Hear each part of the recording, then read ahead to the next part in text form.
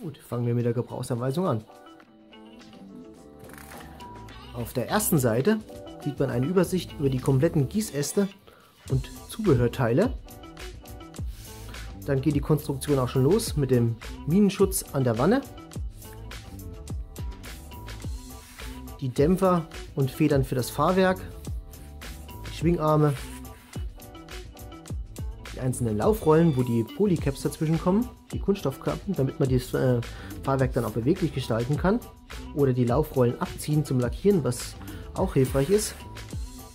Dann die Heidenaufgabe mit den einzelnen Kettengliedern. Man sieht ja allein schon hier oben 105 werden gebraucht, aber das ist schon eine Menge Arbeit, vor allem die auch zu versäubern, aber ich denke mal, das Ergebnis wird dann sehr überzeugend aussehen.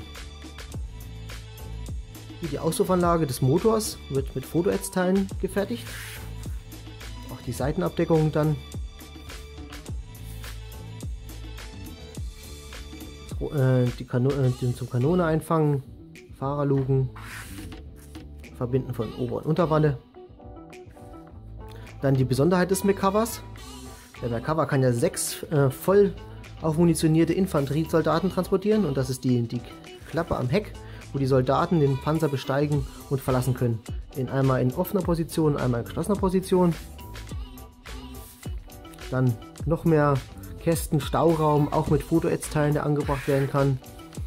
Hier komplett die Körbe an der Rückseite des Panzers, die auch komplett aus Fotoätzteilen gebaut werden können. Dann lässt einen der Bausatz die Wahl. Die Seitenschürzen,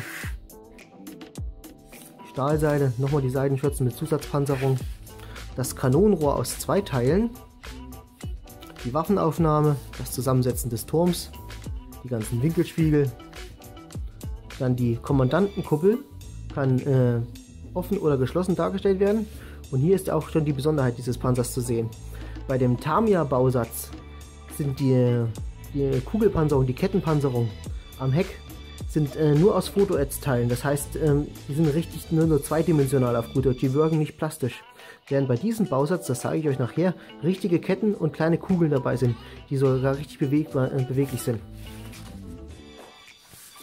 Das Anbringen des Kettenschutzes, die Waffen des Kaliber 50, das ferngesteuerte, als Koaxial, und noch das MG für den Ladeschützen, und dann den Turm drauf und fertig.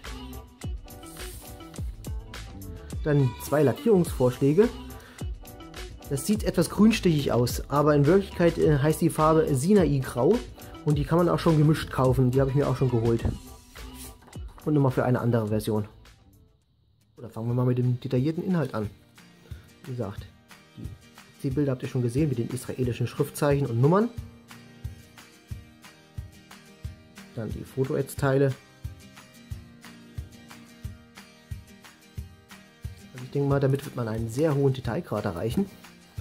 Dann haben wir hier den Minenschutz.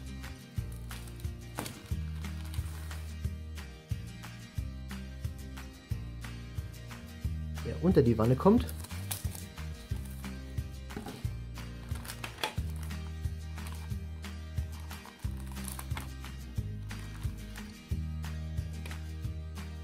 Die Polycaps für die Laufrollen.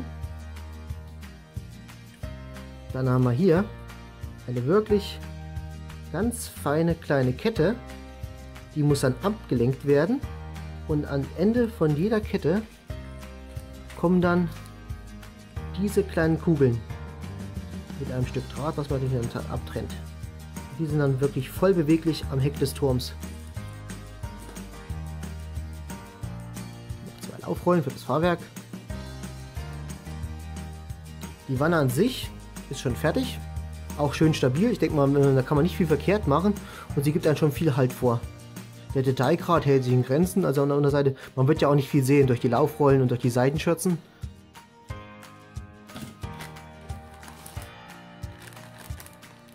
Dann haben wir hier natürlich die Mammutaufgabe dieses Bausatzes, sage ich mal so, die einzelnen Kettenglieder,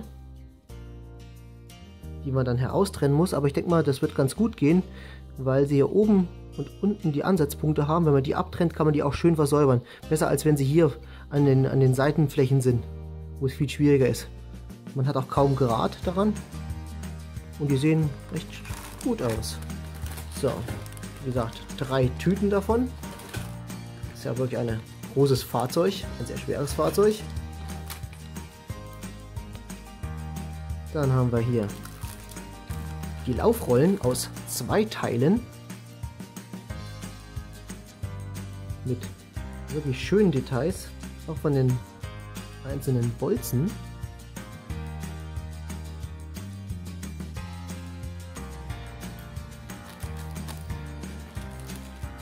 Hier nochmal genau dasselbe.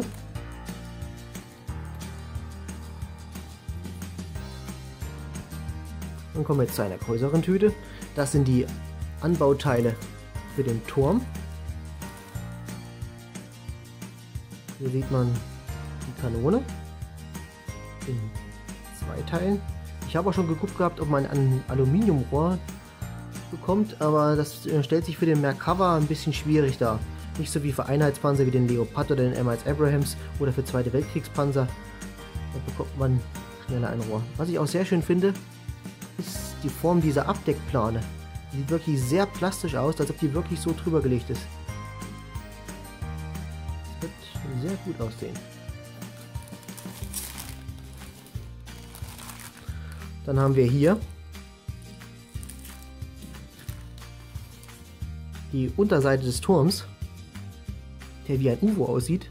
Obwohl die Unterseite schlecht zu sehen ist, hat sie auch hier komplett mit Nietungen der Zusatzpanzerung dran. Lüftungen nochmal. Hier ist die Waffenaufnahme. Auch nochmal die Säcke für die Rückseite.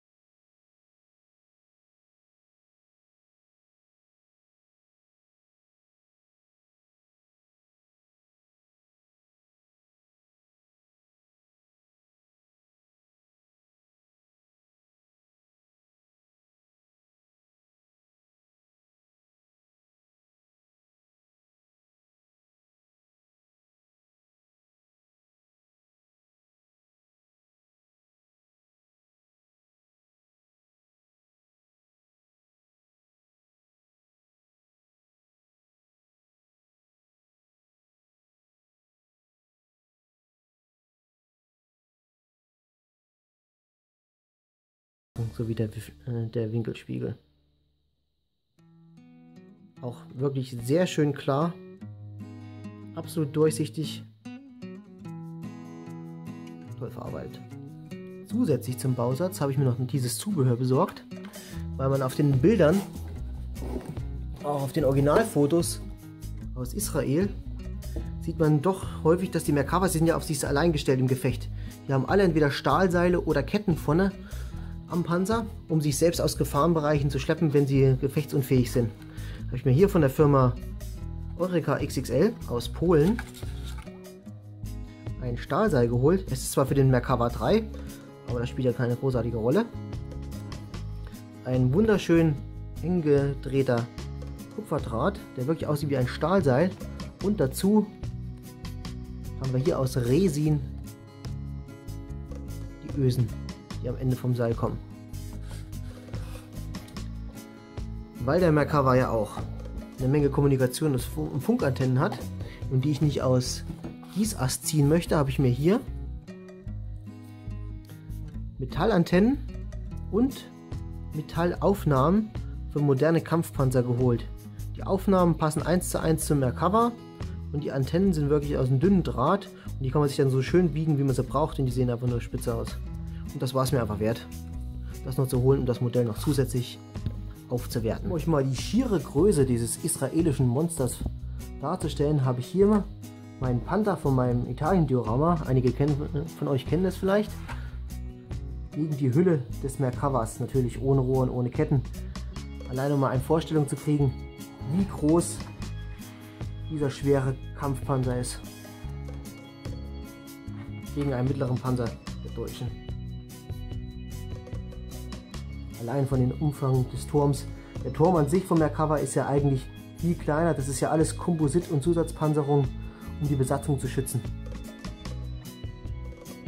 Vielen Dank für eure Aufmerksamkeit. Ich hoffe, euch hat das Video gefallen und wir sehen uns wieder, wenn ich den Merkava dann mit dem Diorama zusammen baue. Bis denn, euer Ben.